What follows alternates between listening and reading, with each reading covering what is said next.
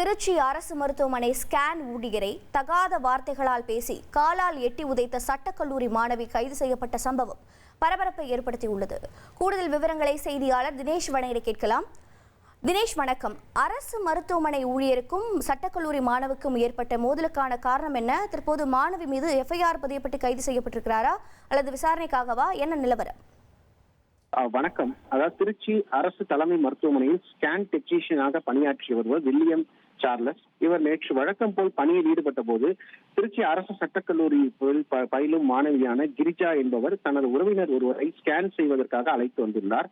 அப்போது அவர் வழக்கறிஞர் போன்று அந்த உடையை அணிந்தவாறு அந்த ஸ்கேன் செய்யும் அறைக்கு சென்ற அந்த வில்லியம்ஸிடம் உடனடியாக ஸ்கேன் எடுக்க வேண்டும் என்று சொல்கிறார். அவர் வரிசையில் உள்ளவே நிற்கிறார்கள், அவருடன் பின்னால் வாருங்கள் என்று சொன்னதற்கு அப்படியெல்லாம் வர முடியாது, எனக்கு நீங்கள் உடனடியாக எடுங்கள் என்று அவர் வாக்குவாதம் செய்துள்ளார். அப்போது அந்த வாக்குவாதம் பெரிய அளவில் முற்றும் போது ஆபாச வார்த்தைகளால் திட்டியும் அந்த இருவருக்கும் சண்டை ஏற்பட்டுள்ளது. அந்த ஒரு கட்டத்தில் சட்டக்கல்லூரி மாணவியான கிரிஜா அவரை காலால் எட்டி உதைத்துள்ளார்.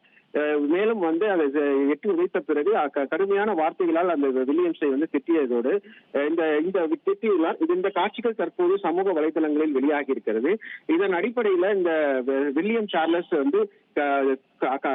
அரசு மருத்துவனுடைய காவல் நிலையத்தில் புகார் கொடுத்து அந்த புகாரின் பேரில் அவர் மீது ஆபாசமாக திட்டுதல், பொது இடத்தில் இது போன்ற செயலில் ஈடுபடுதல், அரசு ஊழியர் பணி செய்ய விடாமல் தடுத்தல், கொலை மிரட்டல் உள்ளிட்ட 8 பிரிவுகளின் கீழ் வழக்கு பதிவு செய்து அந்த சட்டக்கல்லூரி மாணவியை கைது செய்து சிறையில் அடைத்துள்ளனர்.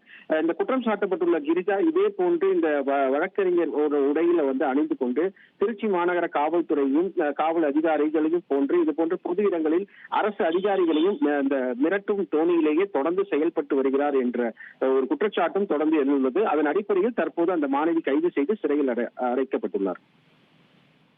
உங்களுடைய தகவல்களுக்கு நன்றி தினேஷ்.